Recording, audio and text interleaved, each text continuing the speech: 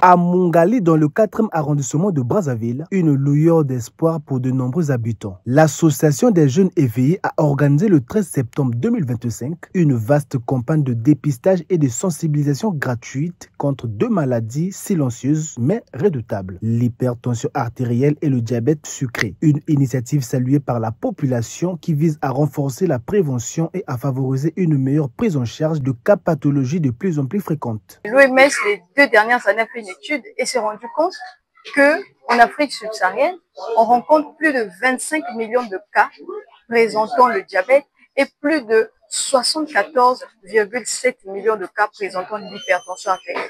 Et dans notre propre pays ici, le Congo, on rencontre beaucoup de cas au quotidien dans les hôpitaux avec des cas d'hypertension artérielle et de diabète, mais qui s'ignorent.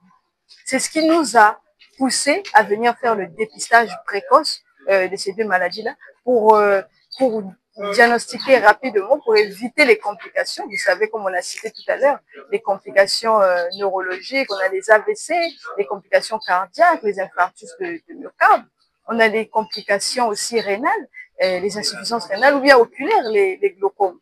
Donc, nous avons une population qui est très peu informée, une population qui est très peu éduquée sur le sujet. C'est pourquoi nous avons décidé de réaliser cette campagne afin de les sensibiliser, de les informer et aussi de dépister rapidement avant qu'il ne soit trop tard. Grâce à cette campagne, les habitants ont pu bénéficier gratuitement de consultations, de mesures de la tension artérielle, de tests de glycémie, mais aussi de conseils personnalisés en matière d'hygiène de vie. D'abord, je suis venu pour me faire dépister, voir si je suis en bonne santé ou mauvaise santé.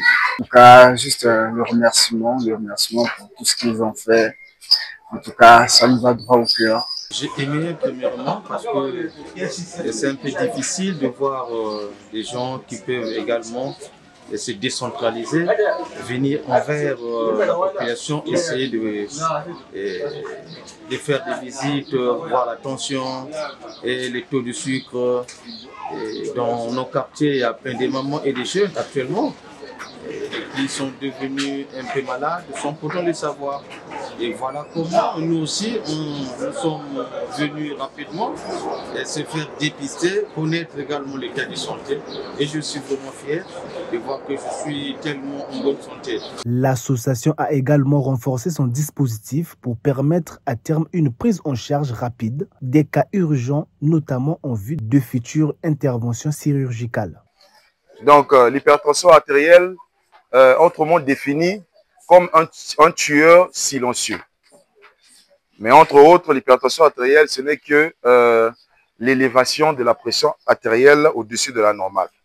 Donc, la valeur normale de la tension artérielle est de 12, ou on peut dire 120 mm par mercure. Donc, de 12, 80 mm par mercure. D'accord. Les difficultés rencontrées, je peux les étaler en 2 phases. Donc la première phase, c'était plus sur le plan de la sensibilisation. Parce qu'il fallait mobiliser des gens pour participer à notre campagne. Il y a eu les réticences. Pourquoi? Parce que le mot déjà dépistage posait problème. Il fallait les convaincre. Quand on parle de dépistage, c'est pour mesurer. Vous savez que ce qui font plus les morts actuellement, c'est la glycémie et la tension artérielle. Donc il fallait les motiver là-dessus. Et la deuxième phase, donc concernant toujours les difficultés, c'est sur le plan matériel.